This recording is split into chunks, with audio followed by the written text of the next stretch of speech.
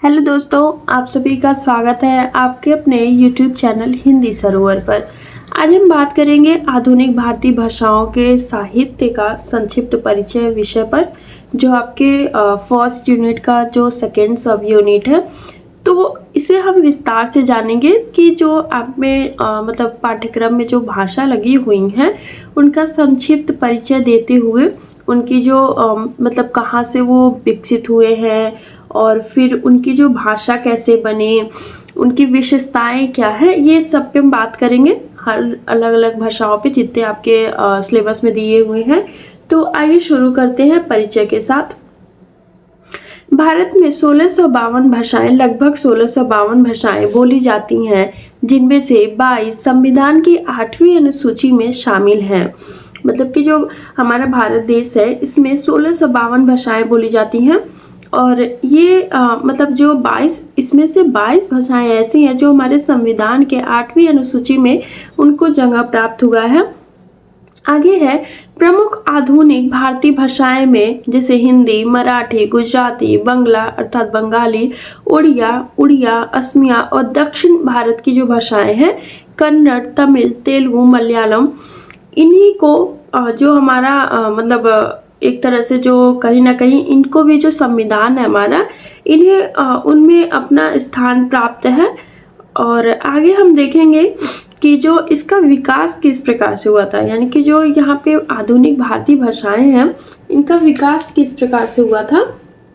आप सभी को मैं बता दूं कि जो हमारा भाषा है जैसे कि आधुनिक भारतीय भाषाएं जो हमारे वो उनके जो 3 चरण में बटे हुए थे। पहला चरण था प्राचीन आर्य भाषाएं, दूसरा था मध्यकालीन आर्य भाषाएं, तीसरा था आधुनिक यहाँ पे आर्य भाषाएं, जिसमें हम अभी जो हिंदी, बंगला, मराठी, उड़िया, गुजराती इनको पढ़ रहे हैं। और इनका जो समय था वो था 1000 ईस्वी से अब तक का। तो आइए इसमें देखते हैं उदाहरण में क्या बताया गया है कि यहाँ पे वैदिक संस्कृत, लौकिक संस्कृत, फिर बना प्राकृत, उसके बाद अपभ्रंश, फिर आया आधुनिक भारतीय आर्य भाषाएं। उदाहरण में हम देखेंगे कि जैसे यहाँ पे संस्कृत में मृतिका कहते हैं, प्राकृत में मटिया बोलते हैं, अपभ्रंश में माटी बोलते हैं और हिंदी में मिट्टी बोलते हैं। तो आप यहाँ पे मिट्टी का उदाहरण लिया गया था, जैसा कि आपने देखा कि संस्कृत में और प्राकृत में, अपभ्रंश में उसके अलग अलग यानी कि जैसा क्षेत्र है वैसे वहाँ का बोल है, मतलब भाषा है, तो उसके अनुसार जो चीज़ें हैं उनका नाम भी है। आगे है ये विशेषताएं। ये भाषाएं संस्कृत से शब्द लेती हैं, स्थानीय प्रभावों से अलग बनी है। लिपियां देवनागरी, गुरुमुखी, बंगाली आप यहाँ पे आपस में समान है। एक भाषा के बोलने वाले दूसरे को आसानी से समझ या सीख सकते हैं। मतलब कि इसमें ये कहा जा रहा है कि जो ये भाषाएं हैं ये संस्कृत भाषा से शब्द लेती हैं, लेकिन जो स्थानीय बोलियां हैं यानी कि जो मतलब वहाँ का लोकल एरिया का जो बोली होता है वो इन्हें अपना लिए हैं। और जो लिपियां हैं जैसे कि देवनागरी और बंगाली आपस में मिलती जुलती हैं, इसलिए एक भाषा के लोग दूसरे को आसानी से समझ लेते हैं। अब इसका जो साहित्यिक महत्व क्या है, भक्ति, राष्ट्र प्रेम, सामाजिक सुधार और आधुनिक विचार जैसे रोमानी, साम्यवाद, यथार्थवाद इन भाषाओं के साहित्य को समृद्ध करती है। मतलब कि इन भाषाओं में भक्ति पे बात की गई है, राष्ट्र प्रेम पे, राष्ट्र चेतना पे बात की गई है, सामाजिक बदलाव पर बात की गई है और यहाँ पे आधुनिक जो विचार है हमारे इन साहित्यों को मतलब एक मतलब गहराई प्रदान की गई कि ऐसे ऐसे साहित्य की रचना की गई इन भाषाओं में जो आज भी हमारे समक्ष उपलब्ध है। अब हम बात करेंगे कि जो अपभ्रंश है, अपभ्रंश के बाद जो आधुनिक भाषा किस प्रकार से बना उस पर हम बात करेंगे। तो अपभ्रंश क्या है उसे जान लेते हैं। आधुनिक आर्य भाषाओं की जड़, क्षेत्रीय प्रभावों से इसके रूप बदले जिससे नई भाषाएं बनी। मतलब कि यह आधुनिक जो भारतीय भाषा है उसकी जड़ है। कौन? अपभ्रंश। क्षेत्रीय बोलियों ने इसे अलग अलग भाषा में बदल दिया, यानी कि जैसे जैसे क्षेत्र अलग अलग जो राज्य हैं वहाँ के जो क्षेत्र हैं, क्षेत्रों के अनुसार जो अपभ्रंश है अपना जो स्वरूप है वो बदल लिया, जिसमें इसके कुछ यहाँ पे स्वरूप में हम देखेंगे। जैसे कि यहाँ पे सौरसेनी अपभ्रंश, जो पश्चिमी हिंदी, राजस्थानी, गुजराती ये भाषा है, कहाँ कहाँ बोला जाता है, क्षेत्र क्या है इसका? उत्तर प्रदेश, दिल्ली, हरियाणा, राजस्थान, गुजरात। आगे है पैसाची अपभ्रंश, लहंदा और पंजाबी जो पूर्वी पंजाब में बोले जाते हैं क्षेत्र में। और ब्रांच अपभ्रंश, सिंधी भाषा जो सिंध में बोले जाते हैं। खश अपभ्रंश, पहाड़ी भाषाएं हैं ये, जैसे कि कुमाऊं गढ़वाल में बोले जाते हैं। महाराष्ट्रीय अपभ्रंश, मराठी जो इसका क्षेत्र है वो है महाराष्ट्र, कर्नाटक, गोवा, उत्तरी आंध्र। आगे है यहाँ पे मगधी अपभ्रंश, जो बिहारी, बंगाली, पूर्वी हिंदी भाषा बोली जाती है और इसका क्षेत्र है बिहार, उड़ीसा, बांग्लादेश। अर्धमागधी अपभ्रंश, पूर्वी हिंदी जो पूर्वी उत्तर प्रदेश और पूर्वी मध्य प्रदेश का जो क्षेत्र है वहाँ बोला जाता है। इनमें समानताएं क्या है? लिपियों जैसे कि इसकी गुरुमुखी, देवनागरी, बंगाली, असमिया और शब्दावलियों में निकटता, क्षेत्रीय प्रभावों ने भाषाओं को जोड़ा है। मतलब कि जो इसकी लिपि है और जो शब्द है एक दूसरे से मिलते रहते हैं। जैसे देवनागरी और गुरुमुखी के जो शब्द हैं वो आपस में मिलते रहते हैं, इसलिए ये समानताएं भाषा को जोड़ती है। जैसे कि आप एक राज्य जैसे कि हिंदी, पंजाबी थोड़ा थोड़ा समझ लेते हैं, क्यों? क्योंकि जो उनकी मतलब लिखावट है या जो शैली है वो कहीं ना कहीं आपस में दोनों का मिलता है। तो इस पे बात किया जा रहा है। अब हम बात करेंगे प्रमुख भाषाओं, यानी कि जो आपके पाठ्यक्रम में लगा हुआ है। तो पहला है असमिया साहित्य का परिचय जानेंगे कि जो असमिया साहित्य क्या है। तो हम इसमें इसकी उत्पत्ति देखेंगे, क्षेत्र देखेंगे, लिपि देखेंगे, काल विभाजन, किस प्रकार से इसका साहित्य किन किन काल खंडों में बंटकर और आज के समय तक मतलब अभी तक किस प्रकार से चल रहा है। तो आइए देखते हैं कि उत्पत्ति कहाँ से हुई है। तो मागधी अपभ्रंश से हुई है असमिया भाषा की, और ये जो पूर्वी भारत का एक पुराना भाषा है। क्षेत्र और बोलने वाले लोग, असम जो यहाँ पे ब्रह्मपुत्र घाटी के 6 जिले पहाड़ी क्षेत्र में, मतलब जो खास करके जो ब्रह्मपुत्र घाटी है वहाँ पे बोली जाती है असम में। और इसे बोलने वाले करीब यहाँ पे 79,950 लोग हैं, जो भारत में 0.01% मतलब इनका बोलने का जो जितने लोग बोलने वाले हैं भारत में उनकी गणना है। और असम की राजभाषा है, मतलब कि यहाँ पे जो असम में कार्यकाज जो होते हैं मतलब जो ऑफिशियली, तो ये मतलब असम की राजभाषा के रूप में उभरा। इसकी जो लिपि है देवनागरी का रूप है, बंगाली से विकसित है, अंतर व और र के चिन्ह में है।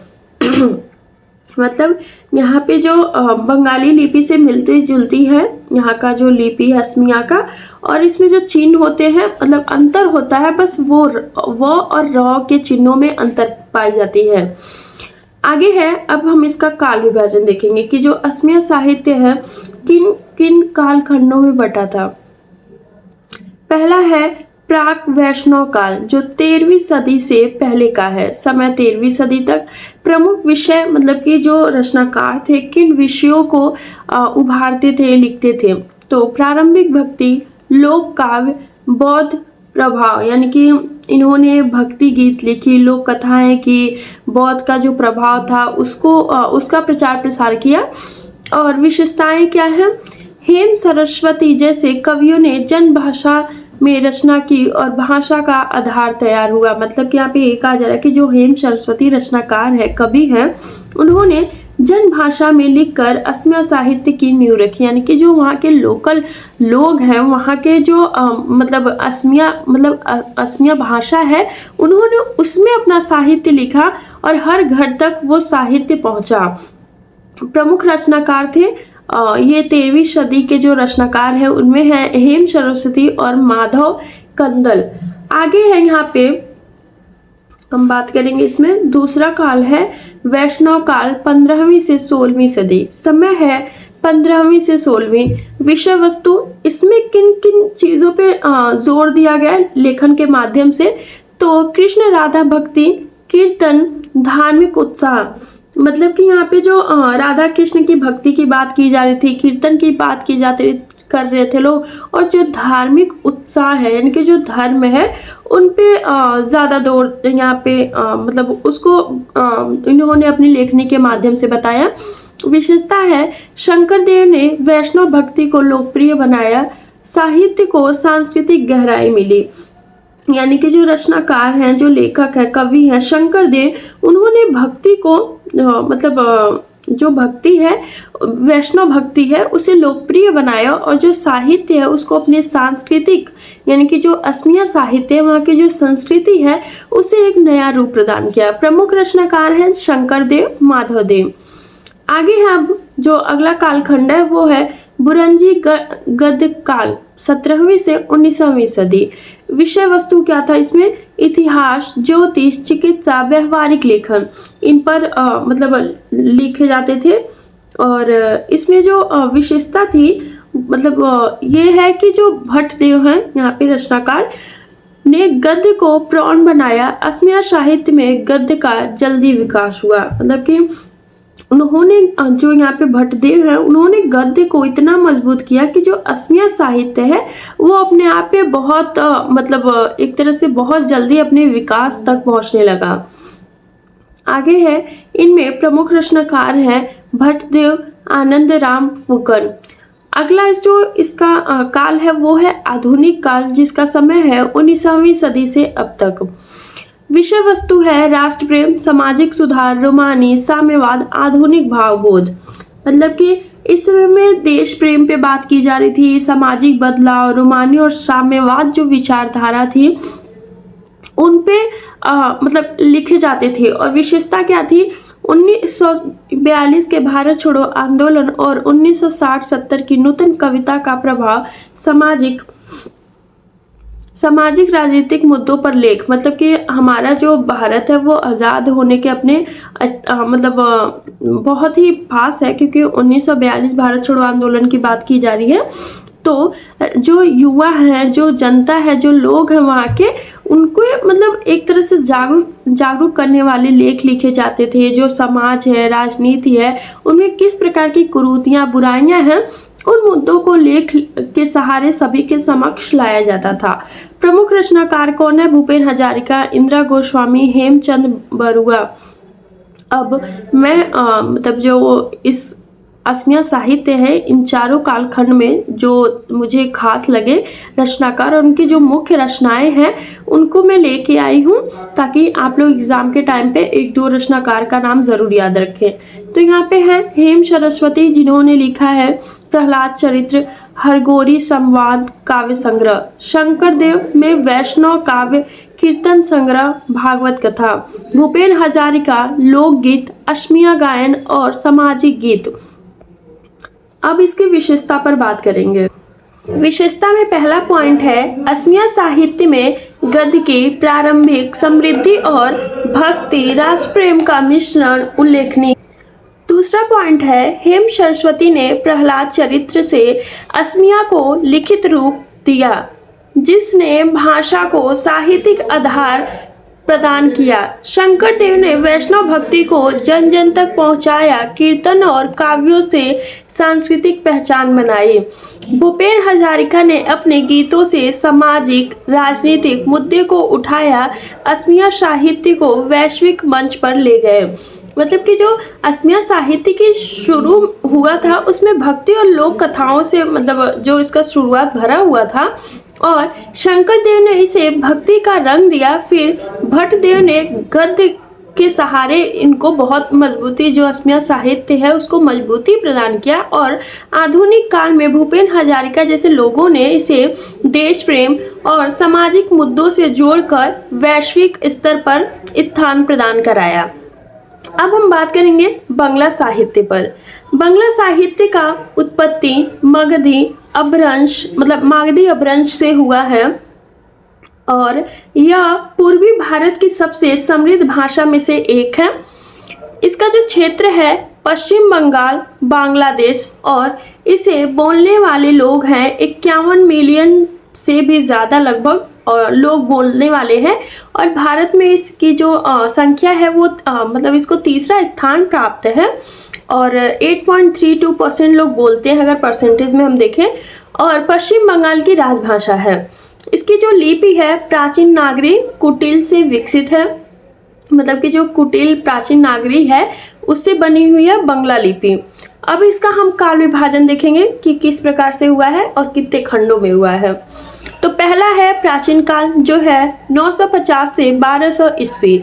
और प्रमुख विषय वस्तु क्या था इसमें, जो लेख लिखे जाते थे, जो रचनाएं की जाती थी, जो कविताएं की जा रही थी, वो किस पर था? तो बौद्ध रहस्यवाद, प्रारंभिक भक्ति, लोकगीत पर।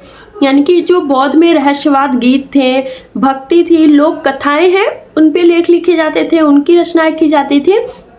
और विशेषता क्या है? चार्य पदों में प्राचीनतम साहित्य बौद्ध सहजिया प्रभाव ने भाषा को आध्यात्मिक आधार प्रदान किया। मतलब कि यहाँ पे ये कहा जा रहा है कि जो चार्य पदों में सबसे पुराना साहित्य मिलता है वो बौद्ध सहजिया विचारों से भरा होता है। यानी कि जो आध्यात्मिक है, मतलब कि जो ईश्वर से, आत्मा का परमात्मा से जो मिलन है उस पर उन प्रकार के विचारों से भरा हुआ था। और इसमें जो प्रमुख रचनाकार थे वो थे चंडीदास, जयदेव। अगला जो काल है वो है मध्यकाल, जिसका समय है 1200 से 1800 ईस्वी। विषय वस्तु क्या है? वैष्णव भक्ति, रामकृष्ण कथाएं, मंगल काव्य। यानी कि वैष्णव भक्ति पे बात की जा रही थी, रामकृष्ण की जो कहानियां हैं उन पे बात की गई हैं, मंगल काव्य पे बात की गई हैं। और विशेषता क्या है? कृतिवासी और जयदेव ने यहाँ पे पौराणिक कथाओं को लोकप्रिय बनाया। भक्ति रचनाएं साहित्य का आधार बने। यानी कि जो कृतिवासी और जयदेव हैं, जो यहाँ रचनाकार हैं, वो जो पौराणिक कहानियाँ थी वो आम लोगों तक पहुँचाए। और जो भक्ति के लिए लिखी गई रचनाएं थी वो साहित्य का न्यू है, अर्थात आधार बने। प्रमुख रचनाकार चंडीदास, कृतिवासी, जयदेव हैं। अगला काल है आधुनिक काल, जिसका समय है 1800 ईस्वी से अब तक। प्रमुख विषय क्या है? क्योंकि आधुनिक काल चल रहा है और नवजागरण, यानी कि हम भारतेंदु युग भी पढ़ते हैं अपने साहित्य में, हिंदी साहित्य में, तो ये वही दौर है जिसमें विषय वस्तु था नवजागरण, राष्ट्र प्रेम, रोमानी कविता, साम्यवाद, गुण विचार।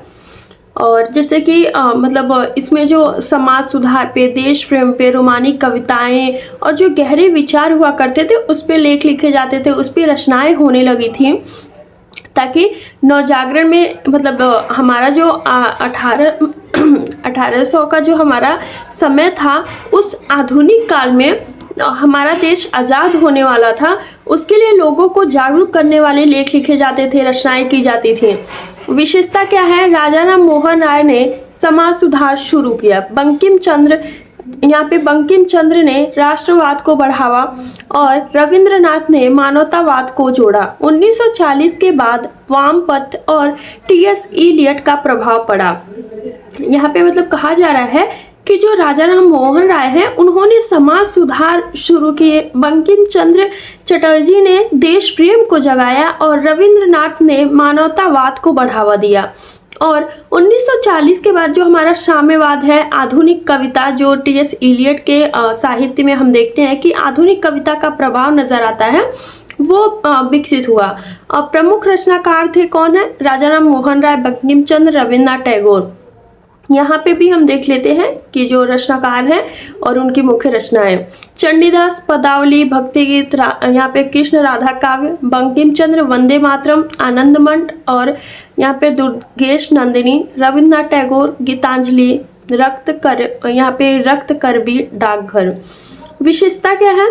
बंगाली साहित्य भारतीय भाषाओं में सबसे समृद्ध है, नवजागरण और राष्ट्र चेतना का केंद्र है। क्योंकि जो अंग्रेज थे सबसे पहले बंगाल पे मतलब वहीं पे अपना जो स्थान उन्होंने अपना जो रहने का स्थान मतलब बनाया था, तो उस पे ज़्यादा, क्योंकि वहाँ पे लोगों को कहीं ना कहीं मतलब जो अन्य एरिया है, अन्य क्षेत्र, उससे ज़्यादा वहाँ पे लोगों को जागरूक करने की आवश्यकता थी। और जो बंगला साहित्य है उसमें उन्होंने अपना पूर्ण रूप से योगदान दिया, जो नवजागरण और राष्ट्रीय चेतना की बात की। आगे है, चंडीदास ने वैष्णव भक्ति को भावपूर्ण बनाया, बंगाली की कोमलता को उभारा। यानी कि जो वैष्णव भक्ति है, वैष्णव मतलब अर्थात विष्णु की जो उपासक है उसे भावपूर्ण बनाया, और जो बंगला साहित्य है वो बहुत ही मधुर मतलब मधुरता से उभारा लोगों के समक्ष। आगे है यहाँ पे, बंकिम चंद्र ने वंदे मातरम से स्वतंत्रता आंदोलन को प्रेरणा दी, उपन्यासों में राष्ट्रीय भावना जुड़ी। यानी कि जो यहाँ पे वंदे मातरम के माध्यम से जो स्वतंत्रता आंदोलन चल रहा था उसमें जो लोग थे, जो उनको जागरूक एक तरह से करने का या एक तरह से प्रेरणा की भावना जगाने के लिए राष्ट्रीय चेतना, राष्ट्रीय भावना जगाने का कार्य किया। रविन्द्रनाथ टैगोर ने गीतांजलि से बंगला साहित्य को वैश्विक पहचान दिलाई, जिसमें इनको इस रचना के लिए नोबेल पुरस्कार भी दिया गया था। मानवतावाद और रोमानिक काव्य को समृद्ध किया। यानी कि यहाँ पे जो गीतांजलि के लिए जो गीतांजलि रचना जब हुई, तब जाके जो बंगला साहित्य है वो दुनिया भर में मशहूर हो गया, और मतलब एक तरह से अपना उच्च दर्जा प्राप्त कर लिया, और उन्होंने मतलब इसके लिए इनको नोबेल पुरस्कार दिया गया था। अब हम बात करेंगे उड़िया साहित्य पर।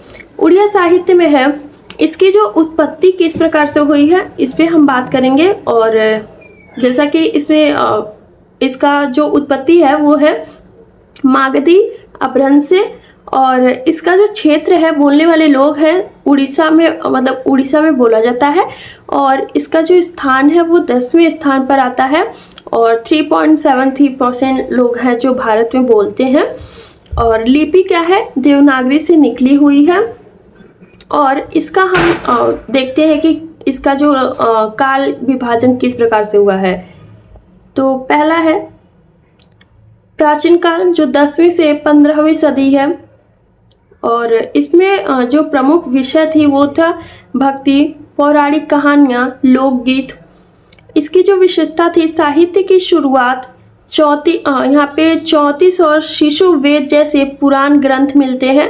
प्रमुख रचनाकार हैं वो यहाँ पे सल्लादास है, उड़िया महाभारत के लेखक, यानी कि जो उड़िया भाषा में महाभारत लिखा गया था ये सल्लादास द्वारा लिखा गया है। आगे है यहाँ पे मध्यकाल, जो 16वीं से 18वीं सदी तक इसका समय काल माना जाता है। और विषय वस्तु क्या था इस समय, वैष्णव भक्ति, प्रेम, पौराणिक कथाएं, यानी कि जो राधा कृष्ण की जो कथाएं थी, प्रेम पे बात की जाती थी। और विशेषता इसमें क्या है, भक्ति साहित्य का अच्छा समय, पंच सखा कवियों ने वैष्णव भक्ति को घर घर पहुंचाया। मतलब कि जो पंच सखा कवियों ने भक्ति को जन जन तक पहुंचाया। और यहाँ पे जो जगन्नाथ दास का जो उड़िया भागवत मतलब मशहूर बहुत ज़्यादा है, तो उन पे इन्होंने जोर दिया। आगे है यहाँ पे जो प्रमुख रचनाकार हैं वो हैं बलराम दास, जगन्नाथ दास और अर्जुन दास। अगला काल है आधुनिक काल। आधुनिक काल 19वीं सदी से अब तक है। प्रमुख विषय क्या है, देश प्रेम, सामाजिक बदलाव, सौंदर्य और यथार्थवाद। यानी कि जो हमारे देश से प्रेम की बात की जा रही है, सामाजिक बदलाव यानी कि समाज में जितनी कुरीतियाँ थी उनको समाप्त करके एक मतलब नवजागरण जो आया था 19वीं सदी के आसपास की, तो यही बात की जा रही है। और यथार्थवाद, जैसा कि हम यथार्थ देखते हैं कि जो प्रेमचंद की कहानियाँ थे वो यथार्थवाद पे आधारित थी, तो यहाँ पे यही कहा जा रहा है कि जैसा है उसे उसी प्रकार से प्रस्तुत करो। विशेषता क्या है, फकीर, यहाँ पे फकीर मोहन सेनापति ने गद्य और उपन्यास लिखे। गोप बंधु ने स्वतंत्रता की भावना जगाई। मतलब कि जो इस काल में साहित्य में देश प्रेम और समाज सुधार को अपनाया, और उपन्यास और नई कविताएं लिखी गईं। और इसमें जो प्रमुख रचनाकार हैं आधुनिक काल में वो हैं फकीर मोहन सेनापति, यहाँ पे गोप बंधु दास, कुंतला कुमारी सबत।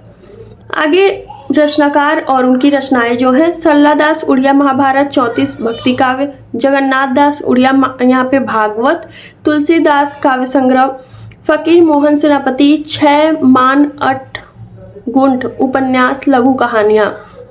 विशेषताएं क्या है इसमें? उड़िया साहित्य में भक्ति, देश प्रेम और समाज सुधार को मजबूत छाप दिया। सरला यहाँ पे दास ने उड़िया महाभारत से साहित्य की नींव रखी, पौराणिक कहानियों को उड़िया में लाया। जगन्नाथ दास ने उड़िया भागवत से वैष्णव भक्ति को घर घर पहुंचाया, जो आज भी पढ़ी जाती हैं। फकीर मोहन सेनापति ने 6 मान 8 गुंठ जैसे उपन्यासों से सामाजिक यथार्थवाद को उभारा। मतलब कि यहाँ पे जो उड़िया साहित्य है वो भक्ति से शुरू हुआ, फिर देश प्रेम, समाज सुधार तक गया, और जो ये मतलब इसका जो नींव रखा गया वो सरला दास का जो उड़िया महाभारत है यहीं से माना जाता है, जिसमें पौराणिक कहानियाँ थी उन्होंने उसमें शामिल किए। और यहाँ पे जो यथार्थवाद भी कहीं ना कहीं नज़र आता है, जैसे कि हम यहाँ पे फकीर मोहन सेनापति के उपन्यास में हम देख सकते हैं कि जो समाज में परिस्थितियाँ किस प्रकार की थी, उन्होंने यथार्थ को अपनाया अपनी रचनाओं में ताकि सभी तक पहुंच सके। आगे यहाँ पे है गुजराती साहित्य, इसे हम अगले वीडियो में देखेंगे क्योंकि आपकी जो भाषा है वो बहुत ज़्यादा है और वीडियो लंबा हो जाएगा तो फिर मतलब थोड़ा समझना मुश्किल हो जाएगा, तो इसलिए हम गुजराती को अगले पार्ट में देखेंगे। Thank you so much. Please channel को लाइक, सब्सक्राइब, शेयर करना ना भूलें। Thank you.